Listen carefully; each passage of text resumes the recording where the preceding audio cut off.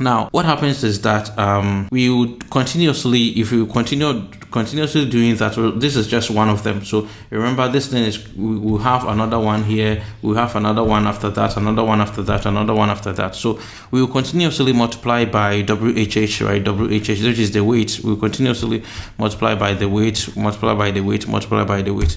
What happens with that consequence is this. Let me show you from this next slide.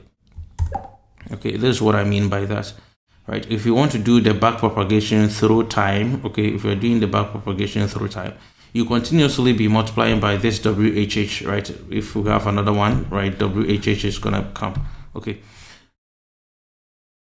something like that. So the gradient will get repeatedly multiplied by WHH, okay, and this can lead to vanishing gradient or exploding gradient, okay, vanishing gradient or exploding gradient.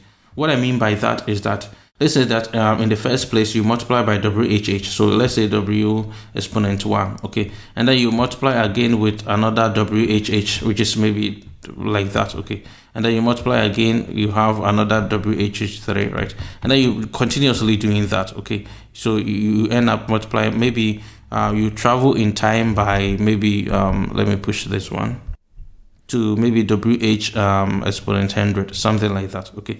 Now, in that case, if your W is greater than 1, right, you're going to have a very large number, okay, you're going to have a very large number, right, but if your W is, say, less than 1, okay, then you're going to have a very small number, okay, you're going to end up having a very small number over there, right? Okay, so that's basically what is going to happen. If your W is very small, then you're going to have end up with a very small value, but if your W is very large, you're going to end up with very large. Now, if you end up with a very large value, you're going to get into a situation referred to as exploding gradient, okay, a situation referred to as exploding gradient. But if you end up with a very low or small value, then you're going to end up with something we call vanishing gradient, okay. So it's either you're going to end up with exploding gradient or vanishing gradient, which is all a problem in when it comes to building a robust recurrent neural network, okay.